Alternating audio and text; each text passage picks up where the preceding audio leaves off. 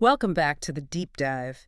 Today is a day we have had circled on the calendar for a very long time. We are finally doing it. We are tackling the big one, the one we have literally been waiting decades for. It has been a marathon, hasn't it? Mhm. A marathon with a few hurdles, a water break that lasted, 5 years, and a detour or two along the way. And a marathon, it's been In a fact- full-blown odyssey. We are talking, of course, about the Grand Egyptian Museum, or the GM, in Giza. And look, let's just set the scene right now for everyone listening. It is January 2026. Right. The ribbon has been cut. The doors are finally officially open.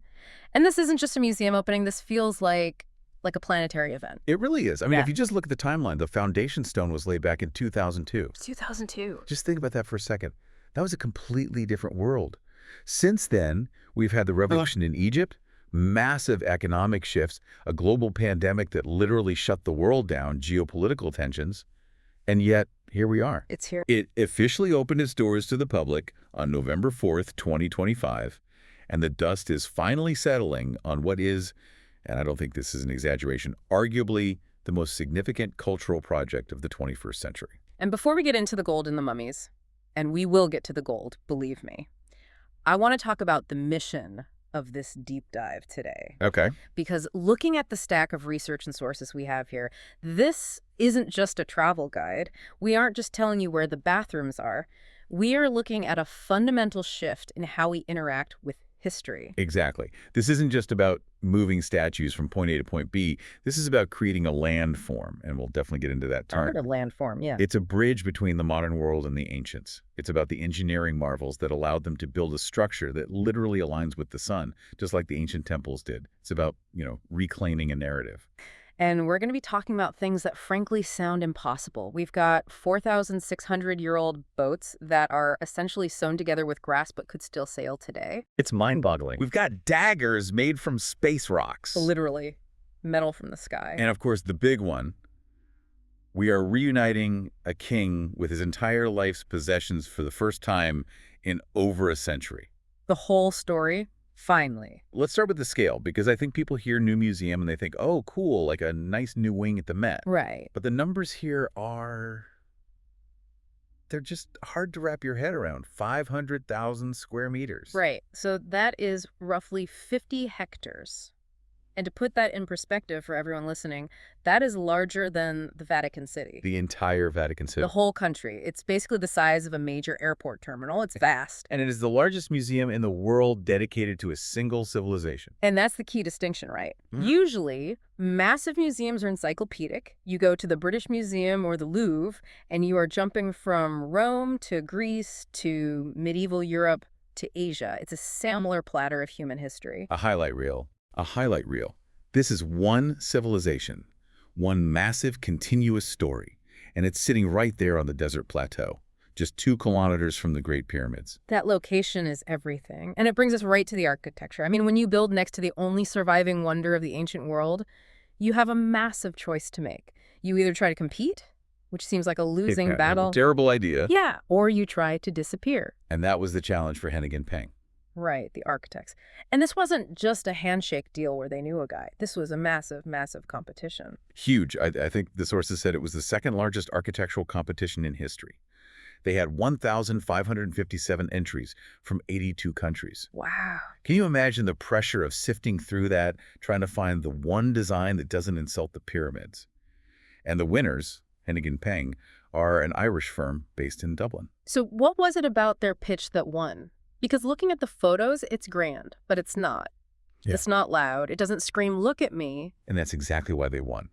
Their concept was based on a philosophy called visual sovereignty, but it's rooted in this deep humility. Humility, interesting. How so? The core idea was that the design never, ever rises above the height of the plateau. So they literally refuse to be taller than the ground the pyramids sit on. Exactly. Think about it. If you build a skyscraper next to the Great Pyramid of Khufu, you ruin the context. You destroy the scale. The pyramids need to dominate the skyline, period. So the museum creates a new edge to the plateau. Right, because there's that big drop-off. There's that 50-meter drop between the high desert, where the pyramids are, and the Nile Valley below, where the modern city is. The building itself is the bridge. It mediates that space. It's a landform. I'm starting to get that term now. It suggests it's barely a building. It's more like geology. It's part of the landscape. That's the intention. And the geometry they use is incredibly nerdy in the absolute best possible way. Okay, lay it on me. It uses this 24 meter by 24 meter orthogonal grid. It's all aligned with the cardinal points, north, south, east, west. But here's the cool part. There's a specific setting out point north of the site that is dictated by the peaks of the Khufu and Menkaure pyramids. Wait, so if you drew a line from the tips of the two pyramids? They intersect, and that intersection point helps define the geometry and the layout of the museum's grid. The building is literally mathematically pointing to its ancestors. That is so perfectly ancient Egyptian. Isn't it? It's paying homage through geometry. It anchors the building in that specific place. Yep. You couldn't just pick this design up and drop it in London or New York. It wouldn't make any sense. They were so obsessed with alignment, with the cosmos. It feels like the architects really got that. They absolutely did. Right. They didn't do anything by accident. The orientation of the temples, yeah. the shafts in the pyramids pointing to specific stars, it was all deliberate. Hennigan Peng adopted that exact mindset. And that theme continues with the facade, right? The sort of glowing wall. Yes, the facade. It's Yeah. this translucent alabaster-like stone. It looks like a veil in the photos. It seems to have this soft glow to it. That's the intention. It acts as a veil. During the day, it glows, and it changes with the sunlight. It's a direct reference to the ancient solar cult, which is a theme we are going to see over and over and over again in this facility.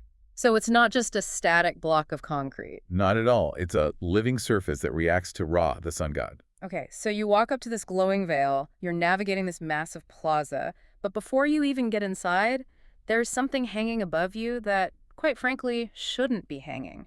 The hanging obelisk. Tell me about this. Yes, this is the first real aha moment of the engineering era. Yeah. We've all seen obelisks. They're usually standing up, planted firmly in the ground, pointing at the sky. Or if they're broken, they're lying on their side in a garden somewhere. Right. You walk around them, you strain your neck looking up. Pretty standard. Here, they have suspended an obelisk in the forecourt.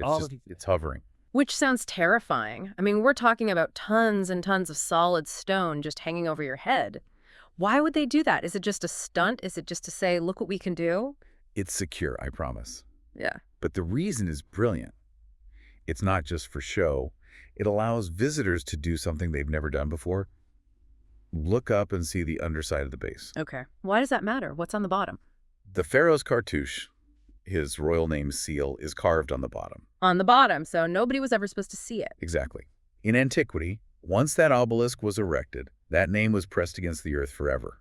It was a message solely for the gods or for the foundation of the earth itself. It was not for human eyes. It was this private, powerful affirmation of kingship. That gives me chills. That's like a private text message to the divine. And now, for the first time in 3,000 years, we get to see that hidden signature. It literally flips your perspective on the object. It turns the museum experience from passive viewing into this active discovery of things that were meant to be hidden. That sets the tone perfectly. It's taking something we've seen a million times and showing us the side we missed. But okay, we move past the hovering stone, we go through the main entrance, and we hit the atrium. And this is where we meet the landlord. The guardian. The Colossus of Ramses II. You cannot miss him. He's the first thing you see inside this 10,000 square meter atrium. And when I say you can't miss him, I mean he completely dominates the space. Let's break down the stats on this guy because he is a beast. He is massive, 3,200 years old, carved from a single piece of red granite. He stands 11 meters tall and weighs 83 tons. 83 tons? That's like 80 mid-sized cars stacked on top of each other. It's just an absurd weight. Roughly, yes. And he has not exactly had a restful retirement. His journey to this atrium is a story in and of itself. It kind of mirrors the history of modern Egyptology and the chaotic growth of Cairo. Okay, break it down for us. Where did he come from? He was discovered broken in several pieces in Mitrahina, which was ancient Memphis, all the way back in 1820. For a long, long time, he just lay there. Then, in 1955, President Nasser, in a huge move to assert Egyptian nationalism and pride after the revolution, moved him to Cairo to stand in Ramses Square. Which became iconic, right? It was the center of the city. Everyone knew Ramses Square. Iconic, absolutely, but it was disastrous for the statue. It was right outside the main railway station. Oh, no. Yeah. I mean, think about the environment. You have the constant vibration from the subway running underneath. You have the exhaust fumes from millions of cars over 50 years. He was basically standing in a chimney. It was slowly eating the red granite alive. The pollution was creating this black crust on him. The vibrations were causing micro cracks. It was a conservation nightmare. So they had to save him. They had to move him again. In 2006, they made the big decision to move him to Giza. But moving an 83-ton granite statue that has already been broken and put back together, it isn't like moving a sofa. You can't just pivot. The logistics described in the sources are wild. They wrapped him in rubber foam. Rubber foam and a massive custom-built steel cage structure. They essentially built a mobile fortress around him. He traveled vertically on these huge flatback trucks. It was a massive parade through Cairo at night. People were lining the streets for miles to watch him go by. But here is the kicker. What's that? He arrived at the GM site in 2006. But the museum wasn't built yet. It was just a patch of sand. Exactly. It was just a patch of sand and some foundations. So he was in storage on-site for a while, just waiting. Then in 2018, they installed him in his final spot in the atrium, and they literally built the museum building around him. He was the anchor. You don't bring him in through the doors. You build the doors around him. That's amazing. Exactly. He is the guest of honor. But there is something else about this statue in this specific location that just blew my mind. We talked about the ancient solar cult earlier, but the architects actually engineered a modern version of this specifically for Ramses. Is this the solar alignment thing? Because I read about this and thought, no way, that's too precise. That can't be real. It is precise, and it is very real. You know about Abu Simbel, right? The temple in the south, where the sun shines on the statues inside the sanctuary, but only twice a year? Right. On the king's birthday and his coronation day, it's a miracle of ancient calculation and astronomy. Well, the GEM architects decided to flex their muscles. They calculated the design of the atrium ceiling and the position of the windows so that the sun illuminates Ramses II's face inside the museum twice a year. That is unbelievably cool. When does it happen? February 21st or 22nd, which is the king's birthday, and October 21st or 22nd, his coronation.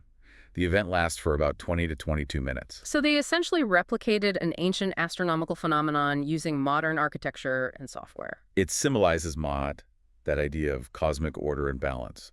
It proves that we haven't lost that desire to connect the earth with the heavens. It's a statement of sovereignty, really. Is modern engineering saying we can still build for eternity, we still understand the sun. It's a flex. It's modern Egypt saying we still got it. Absolutely. And practically speaking, if you can book your ticket for those specific dates, you are in for a once-in-a-lifetime show. So you have your moment with Ramses. The sun is beaming down. You're in this massive atrium. Where do you go next? Because the layout seems to pull you upwards. It does. You head to the grand staircase. Which, again, sounds like a functional thing. Oh. Oh, the stairs to the second floor. But the sources are calling this a gallery in itself. It's a major feature. It is much, much more than a hallway. It stands 6,000 square meters, and it rises the equivalent of 6 stories. The architects call it a journey through time. It's a processional route. And as you climb, you're not just looking at a blank wall. No. On one side, you have these massive artifacts, 87 of them. Heavy statues, sarcophagi, architectural elements, things that are just too heavy for regular display cases. But on the other side, you have this enormous glass wall. And the view. The view. As you ascend, the view changes, until at the very top, it perfectly frames the actual pyramids of Giza outside. That visual link seems so important. You're looking at the statues of the people who built the very things you're seeing out the window. It connects the object to its origin. Context is everything in archaeology. Usually museums are black boxes. You forget where you are. You could be in a basement in Berlin for all you know. Here, you are constantly reminded you are in Giza. You are on the plateau. These statues aren't displaced. They are home. They are looking at their own creations. And the artifacts on the stairs aren't just thrown there randomly. There's a specific narrative flow, right? A story they're telling as you go up. Yes, there are 4 distinct themes, and they're arranged chronologically as you climb. It starts at the bottom with the royal image, which is all about how pharaohs showed off their power and divinity. You'll see these incredible statues of Amenhotep III and Hatshepsut here. Hatshepsut is always a favorite. The woman who became king. A fascinating story. Indeed.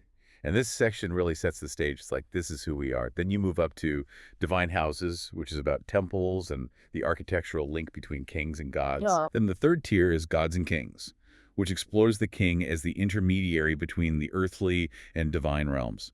And finally, at the very top, you reach Journey to Eternity. The end game. The end game. This is the funerary section sarcophagi, objects related to the transition to the afterlife. So you physically ascend towards eternity while looking out the window at the pyramids, which are the ultimate symbols of eternity. It's poetic engineering. The movement of your body matches the movement of the soul in their theology. It's brilliant design. It is. But okay, we reached the top of this incredible staircase. We are in the main galleries, and now we have to talk about the main event, the crown jewel. The reason a lot of people are booking their flights for 2026. The Tutankhamun collection. This is the big one. And to understand why it's so significant, we have to look at what the experience was like before. In the old Tahrir Museum, I've been there, and it was magical but chaotic. Right. In Tahrir, the Tut collection was crowded. It was iconic, sure. But you only saw a fraction of it. It was often jumbled. The lighting wasn't always great. You'd see the mask, maybe the throne, and a few cases of jewelry, but you never got a sense of the whole picture. It felt a bit like a glorious attic, like your grandfather's really, really expensive storage unit. That's a perfect description. The GM, on the other hand, has a dedicated gallery spanning 7,500 square meters, just for him. And here's the headline. For the first time since Howard Carter opened that tomb in 1922, all 5,398 artifacts are displayed together in one place. All of them. Even the tiny stuff. Yeah. Beads, the scraps of linen. Every single bead, every sandal, every arrow, every loincloth. The scale of it is overwhelming when you realize this was just one minor king who died young. And reading through the descriptions of this new display, it seems like they're actively trying to change the narrative about Tutankhamun. We usually think of him as the boy king, right? Right. Frail, died young, maybe a bit insignificant historically, aside from all the gold. That has been the prevailing view for a century, the tragic boy king. But the GM is presenting him also as a warrior king. A warrior king based on what evidence? Based on the hardware. When you see the arsenal they found in the tomb laid out properly, in its entirety, it's staggering. 6 chariots, dozens of bows, hundreds and hundreds of arrows, complex leather armor. You don't get buried with that much military hardware if it's purely decorative. Or at least it suggests a projected image of strength and martial prowess that we've totally ignored because we were so focused on the gold. Let's talk about those chariots. There was a detail in the sources about the harness panels that really stuck with me, these tiny decorative pieces. Ah, yes. This is a great example of modern conservation revealing new secrets. They found these 70 harness panels, basically the decoration for the horse's gear, but they were in really bad shape. They basically had to reconstruct them from 1,500 tiny gold flakes. Just a jigsaw puzzle of gold flakes. That sounds impossible. A 3,000-year-old jigsaw puzzle with no box cover, and half the pieces are bent. But when they finally put them together, they saw the artistry. The panels depict Syrian flora and ancient spirals. Ancient spirals? Yeah. As in, like, Greek style? Exactly, from the Greek islands. It shows that even in the New Kingdom, there was this cocktail of empires. It wasn't an isolated Egypt. It was a globalized economy. They were trading, they were influencing each other. Tutankhamun lived in a connected world. So he was driving a chariot with imported parts, essentially. He was driving a Ferrari made with imported Italian leather, to use a modern analogy. It shows a level of cosmopolitanism that we don't usually associate with him. That is fascinating. It makes him feel less like a mystical figure and more like a geopolitical player. Precisely. It grounds him in history rather than just mythology. But we have to talk about the aha moments. The specific treasures. Because yes, the gold mask is there, and we'll get to that, but there are some other things in that collection that just sound insane. Let's start with the celestial dagger. This is one of my personal favorites. It was found on the mummy's abdomen, wrapped in the linen bandages, right next to his skin. For years and years, people wondered about the metal. It's an iron blade. Which doesn't sound impressive to us today. We have iron skillets, we have iron gates, no big deal. But in the Bronze Age, iron was incredibly rare. It was more valuable than gold. They didn't have the technology to reach the high temperatures needed to smelt iron ore from the earth. They could melt copper, they could melt gold, but iron has a much, much higher melting point. So where did he get it? If they couldn't make it, it had to come from somewhere else. Tests show it has a high nickel and cobalt content, which means it's extraterrestrial. It was smelted from a meteorite. A space dagger. He had a space dagger, literally metal from the sky. The ancient Egyptians called iron bein pet, which translates to metal of heaven. So for the king to have this, it wasn't just a weapon, it was a divine property. He was carrying a piece of the stars on his body. It legitimized his connection to the gods. That is just, I mean, you can't write better fiction than that. The king with the star blade. It's unbelievable. And then, of course, the gold mask. 11 kilograms of solid gold. the face of ancient Egypt. It is the most famous face in the ancient world. But at the GM, the lighting and the 360-degree display allow you to see details you might have missed before. Like the materials. It's not just gold. The hair is lapis lazuli. The eyes are quartz and obsidian. And there's a detail about the eyes. A tiny red dot. What's that about? Yes, in the corner of each eye. It's a tiny touch of realism. It mimics the caruncle, the little pink part of your eye. It brings the face to life. It makes him look like a living person, not just a golden idol. It shows they weren't just making an icon, they were making a portrait of their king. And the construction itself, X-rays have revealed it's not a single cast, right? It wasn't poured into a mold. Correct. It's multiple pieces of gold hammered and then welded together. The metallurgy required to do that, to make the seams completely invisible to the naked eye. It's a feat of craftsmanship we would struggle to replicate by hand today without, laser welding. And speaking of just insane amounts of gold, the inner coffin, 110 kilograms of solid gold. But there was a story about its discovery that I found hilarious. Well, hilarious in retrospect. Oh, cement tissue, yes. Yeah. Howard Carter finds this thing, but he can't get the inner coffin out of the middle one. It's stuck. Right. The ancient Egyptians poured gallons and gallons of funeral libations, resins, oils, wines over the coffins during the burial rites. It was a ritual offering. But over 3,000 years, that stuff solidified into a black, rock-hard resin. It basically glued the solid gold coffin to the bottom of the sarcophagus. So what did Carter do? Did he have some kind of ancient glue solvent? He did not. He tried leaving it out in the hot Egyptian sun, which gets up to, 149 degrees Fahrenheit, hoping to melt the resin. It didn't work. The glue held fast. So then what? They eventually had to use hot knives and essentially carve the coffin out, chipping away at this ancient resin. That makes me so nervous, hacking away at a priceless solid gold artifact with hot knives. It's a reminder that archaeology back then was messy. It's not always white gloves and tiny brushes, it's sweat and crowbars sometimes. But now, in the GM, it's pristine. It's perfect. I love that. And beyond the gold and the divine objects, the GM is showing the everyday stuff, the walking sticks, for example. Well, 130 of them. 130 walking sticks. That seems excessive, even for a king. It does. And some were clearly ritual, beautifully decorated, but some show clear signs of wear on the tips. And this brings back the frail boy theory, or at least complicates it. Why did he need so many? Did he have a club foot, as some studies suggest? Was he injured in a chariot crash? The complete collection lets you ask these questions. You see the human struggle alongside the divine wealth. And the childhood toys. The game of Senate. It humanizes him. He wasn't just a symbol. He was a kid. He played board games. He did, and he wanted to play them in the afterlife. That's the beauty of the complete collection. You meet the human behind the mask. You see his underwear, his gloves, his leftover food. It's the whole person. Speaking of meeting the divine, let's move to another massive section of the museum. The solar boats. Or the Khufu ships. Now, I remember reading about the solar bark concept. This isn't just a boat for fishing on the Nile, right? No, not at all. The function is dual, and it's still somewhat debated among Egyptologists. On one hand, it's a solar bark, a magical vessel for the resurrected king to ride with the sun god Ra across the heavens for eternity. A celestial ship. A celestial ship. But there's also evidence it might have been used for a real-world pilgrimage during his life, or perhaps to carry his body on its final journey to the pyramid. But the age. These are 4,600 years old. They're the oldest intact wooden ships in the world. Period. Full stop. They predate the Vikings by thousands of years. And the first one, the one that's been on display for a while, it's 33 meters long. That's a big ship. That's a yacht. It's huge.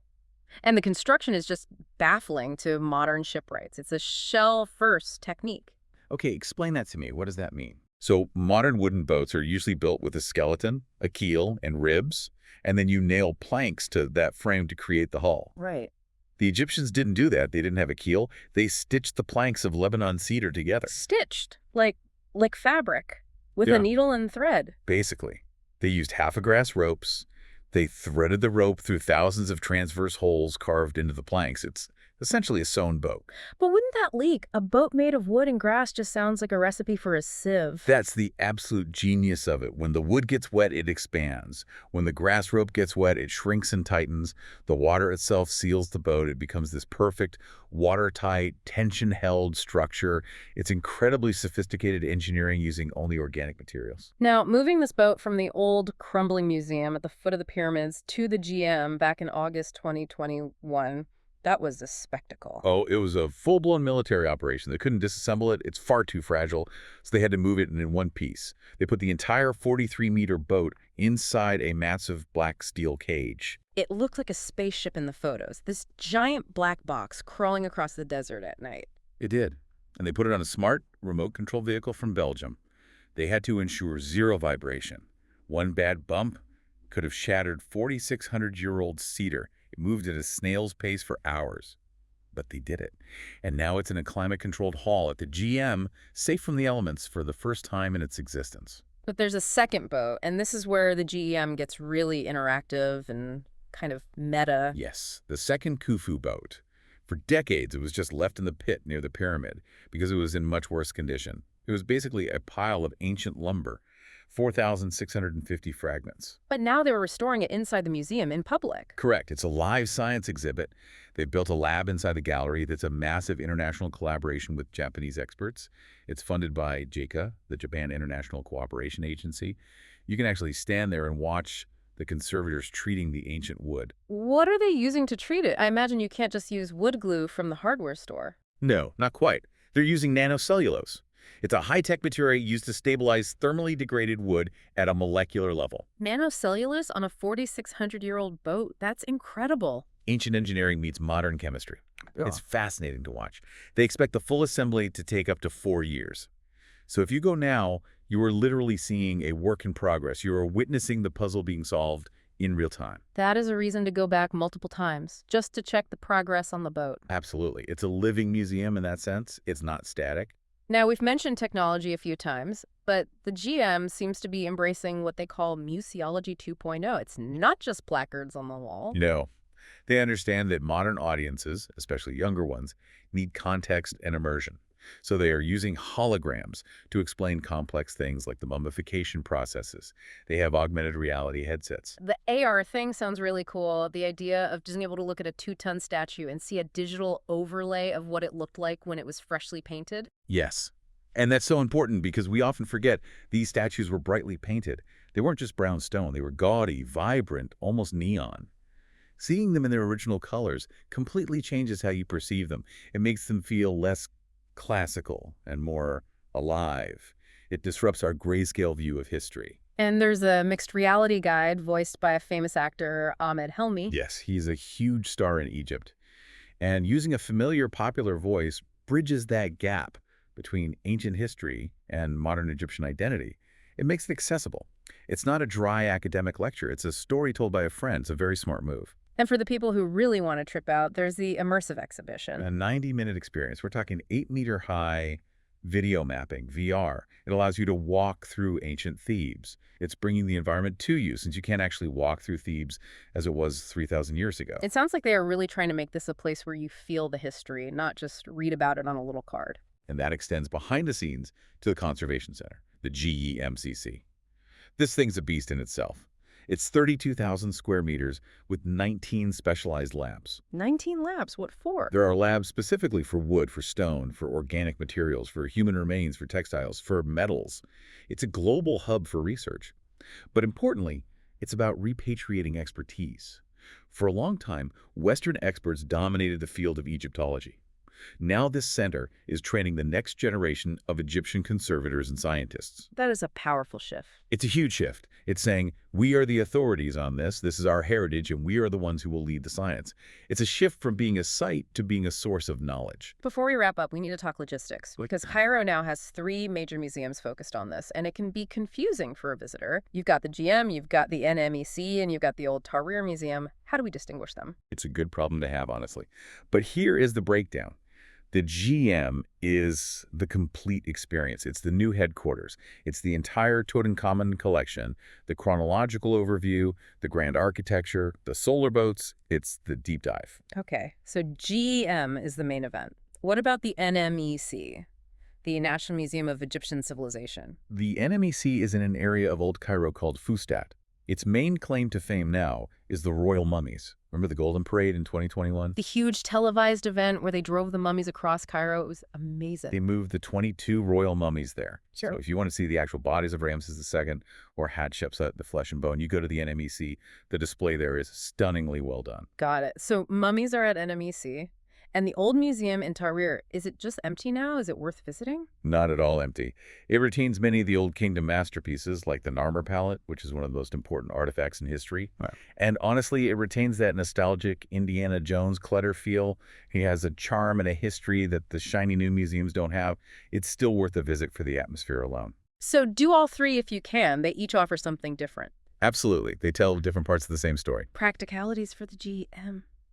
Tickets. What are we looking at? It's around 1,500 Egyptian pounds for foreigners, which is roughly $30 at the current exchange rate, which is very reasonable for what you get. And booking. Can you just walk up? No. Well, essential. Do not just show up, especially on weekends, which are Fridays and Saturdays in Egypt. The demand is massive.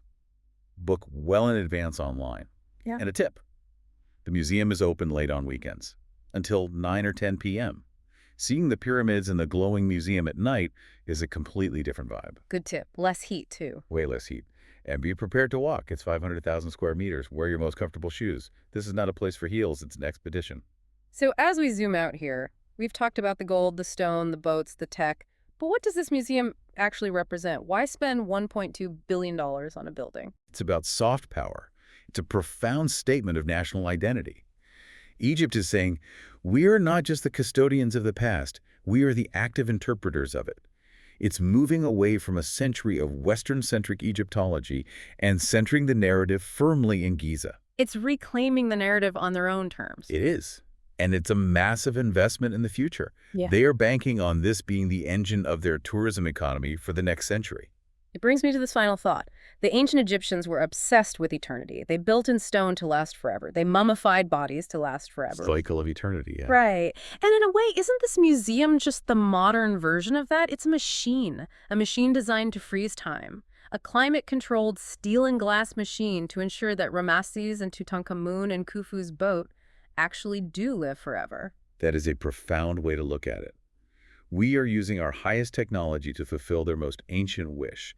We are, in a sense, granting them the immortality they sought. We are the guardians they prayed for. But it also leaves me with a question. Now that we can see the warrior king and his armor and the global trade routes on his chariots, what other misconceptions are we still holding on to simply because we haven't seen the whole picture yet? And that is the exciting part, isn't it? The museum isn't the end of the story. It's a new lens.